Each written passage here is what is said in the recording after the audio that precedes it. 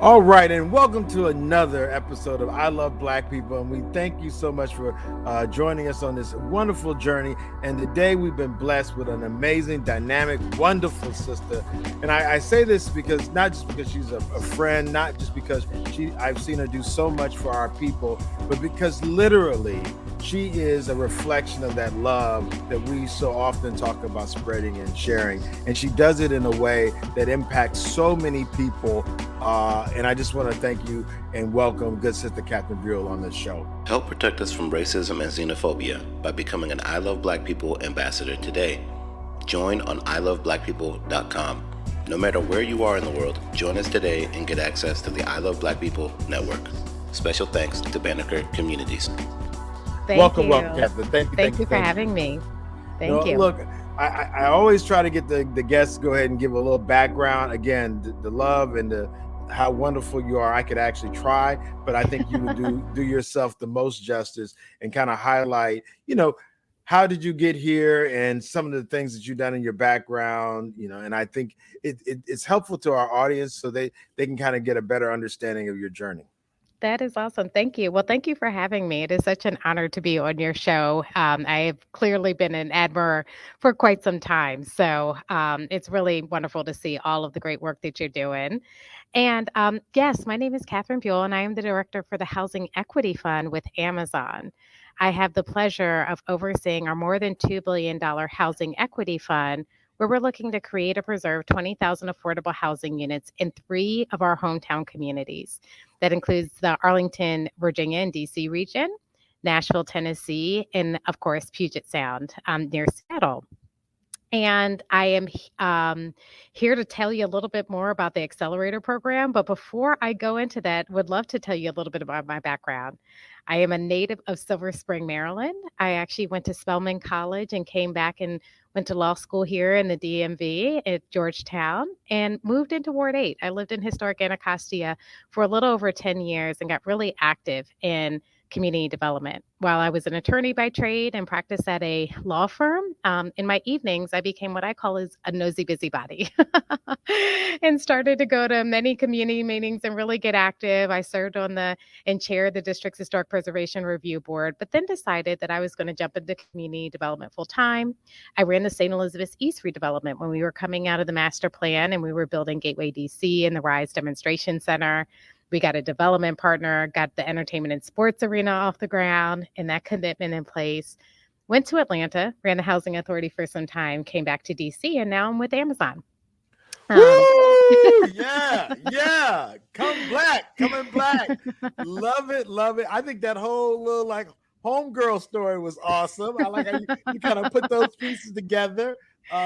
I think again, I know you got so much to talk about, but your story as a person who's been a professional in leveraging that which you've learned to give back to our community at such a high level, is not said enough. That you don't have to be a politician, you don't have to be someone who's trying to be connected, just somebody committed to our community. I think that's right. You've shown that by your example and your work. I mean, again, and people like you don't get your horn tooted because that's not how you'll go about it. But your body of work, just even listening to it, is inspirational. And I think as many of our listeners, be it might be some Howard students as well as Howard alum and our greater community that follows us. I just think it lets them know that it's important that we give back. We don't have to wait That's for right. politicians. We are the ones we're waiting on. We've That's done right. all this training and all this development. Give it black. Woo! Thank you, Catherine. And if we didn't say thank you enough, thank you already. Thank you. Thank you. I love it. I will say, Sinclair and I, for those who don't know, we crossed paths when I was being a curious, nosy, busybody, probably Yes. about 15 years ago. And God bless you. yeah, and really learned and appreciated the importance of being in the room, regardless of your background, regardless of whether or not you feel like you fit in. I will say when I served on the DC Historic Preservation Review Board, I was younger, I was different. I lived in a different part of the city than everybody else, but I was still welcome there, and really, really learned the value of showing up, asking questions, and giving back. And you were early. Look, you said historic Anacostia. Sister, you was about that life. So God bless you. Yes. I'm gonna keep it real regular. But I know you came to tell us about some of the Yes, and wonderful shout out to things. Ward 8. Shout out to Ward 8, like not in a literal sense, but a shout out in the most Yes. figurative sense. God bless you. Yes. Southeast love.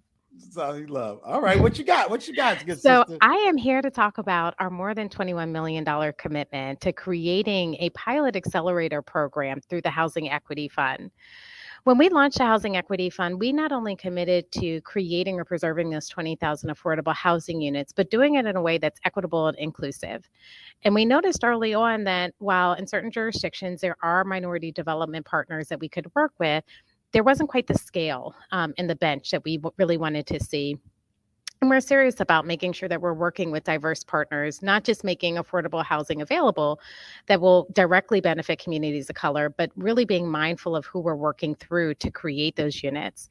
So this week, we announced our $21 million accelerator program, which includes a program through Capital Impact Partners. Capital Impact Partners is located here in HQ2. They have been a longstanding African-American run community development financial institution. They've done a lot of great work. They actually have an equitable development initiative to train emerging real estate developers and how to advance their real estate development projects, and agreed to modify that program specifically for emerging affordable housing developers, provide mentorship, training, and most importantly, access to capital.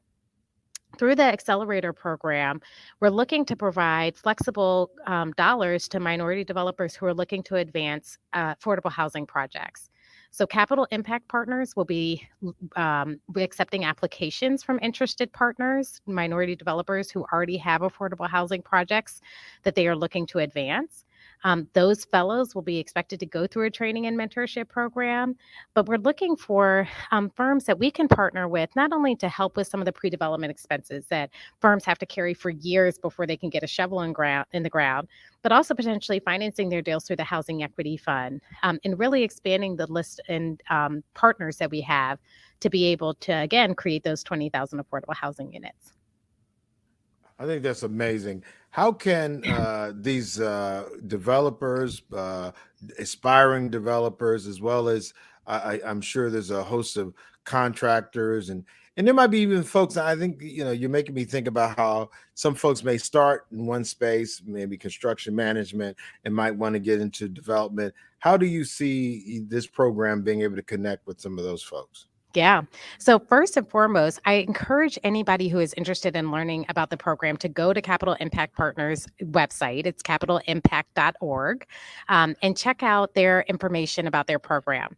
We are the funding source, but we really are looking to our partners to help us identify those emerging minority developers who we can support. And we expect that they'll identify somewhere between 10 and 14 developers in the HQ2 region. If you are interested, also making sure that you just asking the right questions to understand whether or not the program is for you. We're looking for developers who have affordable housing projects that are in play. And so this is really an opportunity to take the next 2 years to get all of the support that you need. And so the key is making sure that for partners who are interested, making sure that you're coming with the right platform so that you can really fully take advantage of our accelerator program. Wow. And what, another question that came to my mind, I mean, just your choice and even allowing Amazon to be affiliated with your body of work, or I probably should say the fact that you picked Amazon, to see a tech company engaged in this type work, can you give me some of that? Like, just so that folks, when people think of Amazon, they think about all kind of things. So I'm just going to say that. With that being said, you being the face of what this is being done, you have your own brand. And when we think of you, we think of somebody who really cares and who's committed to us. So they're benefiting from that goodwill. What made you take that goodwill that you have and work with and work for a company like Amazon? How do you see them as being important in this space? Yeah, honestly, I feel blessed and covered to be able to do this work every day. What I found, much to my surprise, is that the leadership at Amazon genuinely cares. They're community members just like the rest of us. They want to see their communities thrive. They acknowledge that there is speculation and things that go on in the housing market that they don't control, but they're just as equally concerned. And Amazon has taken a number of efforts to invest in affordable housing, including through matching programs from our employees. We also have a number of additional community investments that we make around the region, from our Amazon and Future Engineers program to employee volunteers, to disaster relief and the like. We're really active. But we saw affordable housing as the next area for us to make a major investment. And essentially, by being able to deploy such a large amount of money, we're hoping that we're going to be able to support some models that are totally different. For me, being able to have that opportunity with leadership that is so committed to this issue is a dream. It's a community development partner's dream to be able to have the kind of impact. And my job, the hardest part is not talking about all the work that we're looking to do in the capital region, but it really is going to make a difference for a lot of folks who have been struggling with how to advance affordable housing projects for some time, particularly in key areas. Near transit stations, we have a partnership with Metro where we've committed $125 million to developing affordable housing at Metro stations. We know that if we can reduce the cost of housing and we can reduce the cost of transportation, that we can maybe have a major impact on how families are able to move throughout the capital region and survive over the long term. The other thing that I've been so impressed with is just the power of Amazon's name. We've been able to not only get into partnerships like our partnership with Metro, but we've also been able to get partners to commit to long-term affordability. So for our initial projects, we've been able to get our partners to commit to 99 years of affordability, which is really truly a long-term commitment that we're seeing people step up to the plate, do what they need to do to make sure that those affordable housing resources are quality, but that they're going to be in place for generations. And this is not just a flash in the pants. It really is an opportunity to see communities grow in a way that is more inclusive across incomes, across demographics, without having to fudge the numbers around short-term commitments. Yeah, and you talk about short-term commitments, and I know stockholders are looking for immediate returns. And even when you start talking about this long-term vision, we normally think of governments, but again, they get caught up in election cycles. How would you see the compare and contrast being in the private sector in your capacity with Amazon and some of the things that you've seen as far as large government organizations trying to do similar work? Or Yep. do you see there is a complementary? I mean, how do you see the difference? Because you've been at the tops of the tops in both of these spaces. It's a good view from up there. What have you seen? Exactly. Well, I will say, one, we do know that housing is the government's responsibility, making sure that housing affordability is in place, governments control zoning laws and the like. They can have land that they can contribute to affordable housing. So we acknowledge that governments really are in the leading role on affordable housing. We actually have a position statement as a company on affordable housing, acknowledging the role of governments, but also acknowledging that housing affordability issues disproportionately affect people of color. And given the company's commitment to diversity, equity, inclusion, we really see the Housing Equity Fund investments as a way to meaningfully support communities of color, whether it's through providing affordable housing or investing in programs like our Accelerator program. This is our way of truly making a difference in an area where you wouldn't necessarily think a tech company would make a difference, but we're able to be creative in ways that government maybe sometimes is restricted.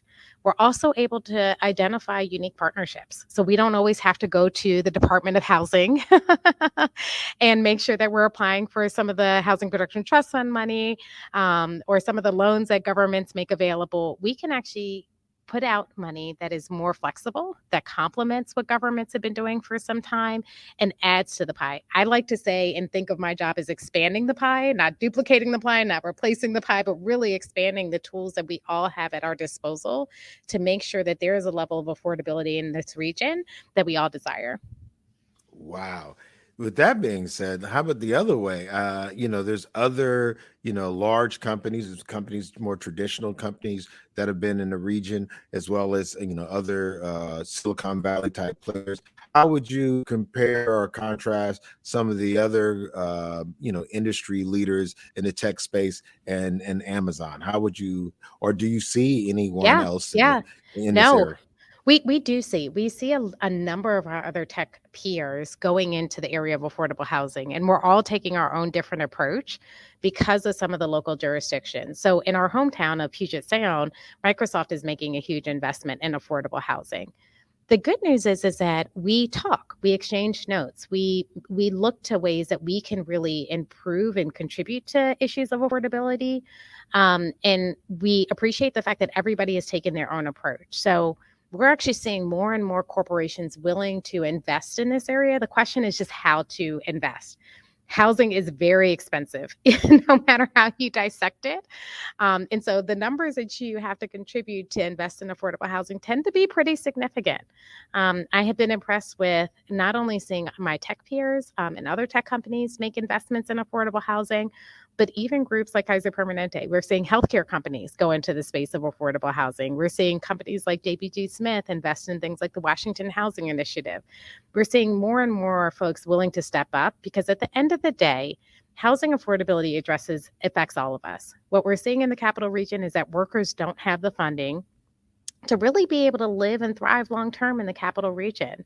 It's not only the right thing to do, but it's a workforce issue. It's an economic development issue that could potentially constrain how this region is able to grow. By having so many different partners invest in whatever way they find appropriate, we really think that that's going to be the winning solution. Governments alone can't solve this problem. We've all got to play our part. Wow, it sounds like y'all playing a great part. I was trying to come up with something clever to say, but I'll just say great part, and that's good enough. I'll take that all day, every day. Hopefully, look, guys, I'm trying to be cool. I can't even. Well, check this out. I think one of the other things that and I'm sure you hear it with the rising cost of housing, as well as how the workforce is changing with remote work and how that might impact. So we talk about Yeah. serious issues like gentrification and the impacts of that. How do you see the future? Like, it's difficult to plan. You're the praise God for that.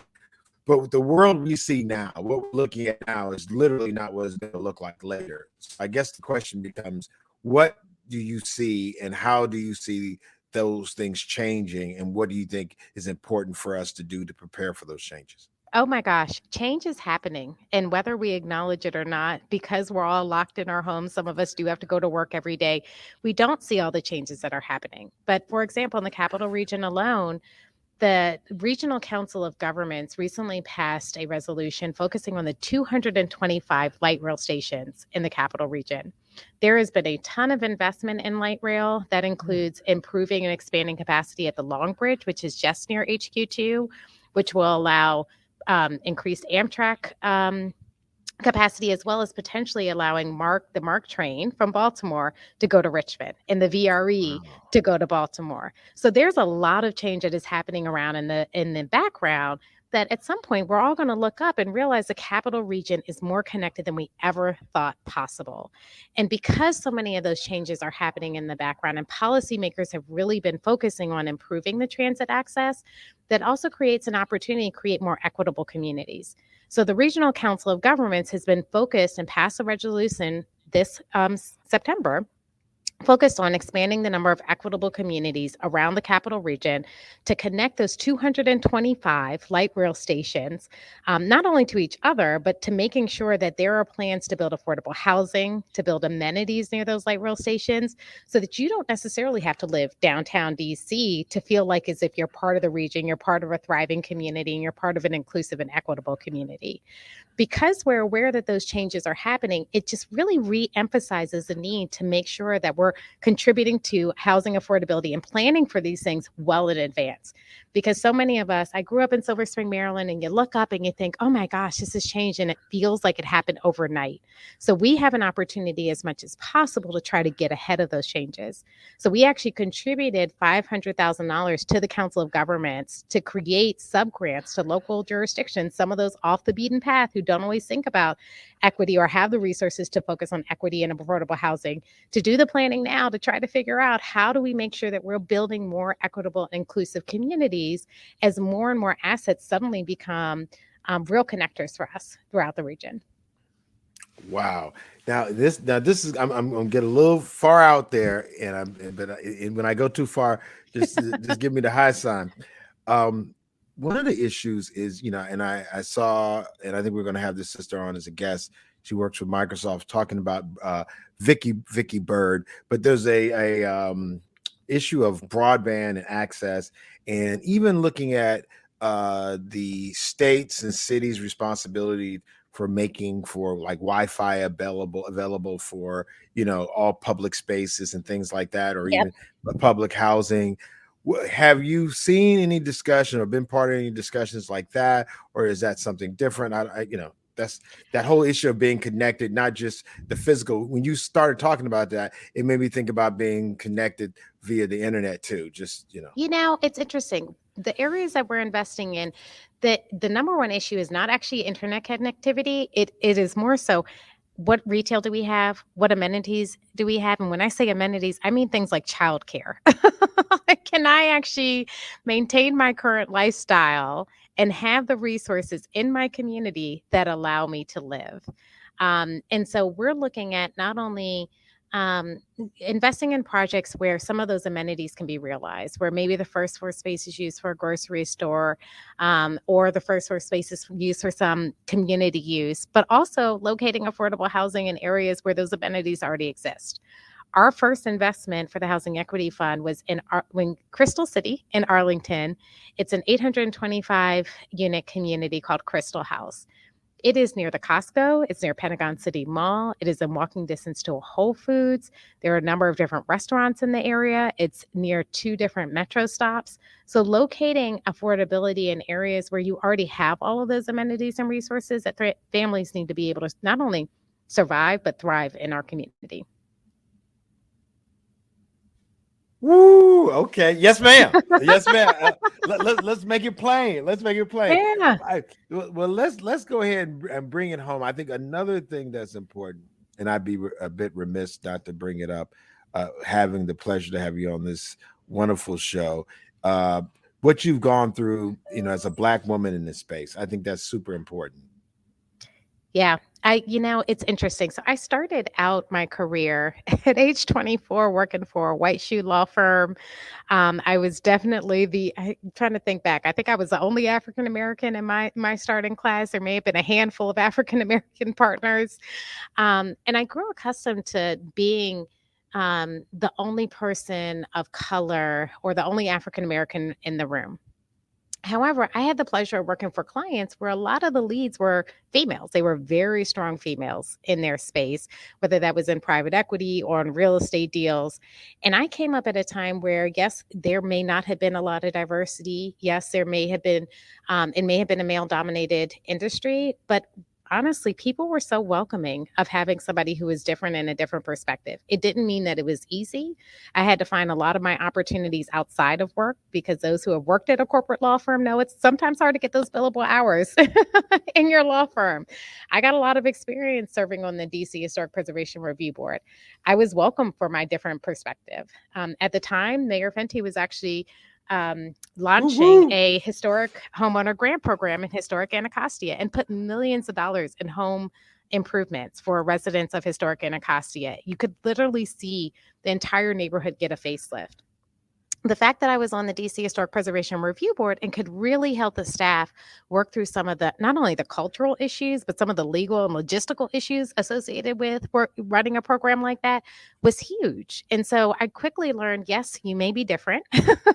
Yes, Sure. it may be a male dominated industry, but your presence and what you have to say and what you have to contribute really does mean something. And so I've really focused not necessarily on what I'd lack, but focused on the resources and the talents and the skills and the relationships that I do bring to the table, and found that actually really connected a lot of dots for folks that weren't always connected.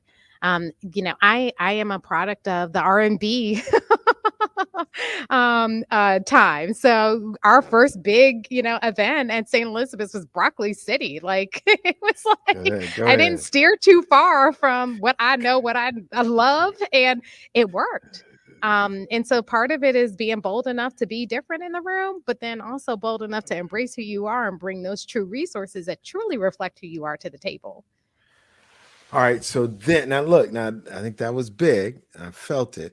If you were gonna give like a inside tip to a young sister, about to embark in this boldness you're talking about, was there any like you look back and you're talking to your Oh, yeah. 24-year-old self, just a couple jewels, a couple nuggets. Oh, I yeah. would love if you could share some nuggets. So you want some sweet Oh, I have nuggets. some lessons, some harder lessons.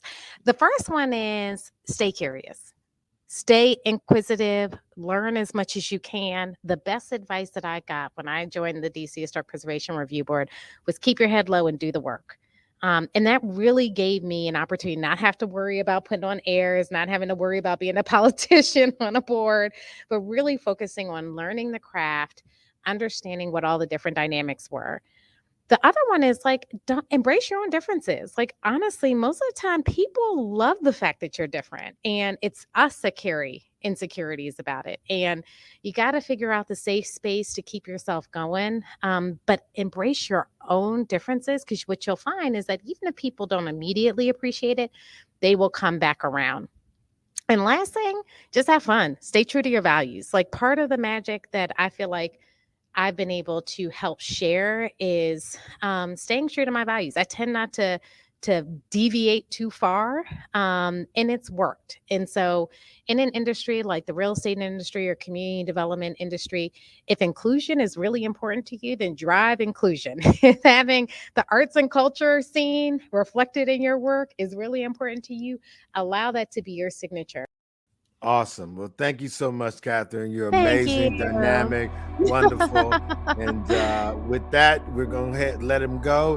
And I always close out with saying, I am because we are. And I definitely am who I am because of you. Thank you so much. Likewise. Thank you, Sinclair. Thank you. All right. Help protect us from racism and xenophobia by becoming an I Love Black People ambassador today. Join on iloveblackpeople.com. No matter where you are in the world, join us today and get access to the I Love Black People network. Special thanks to Banneker Communities.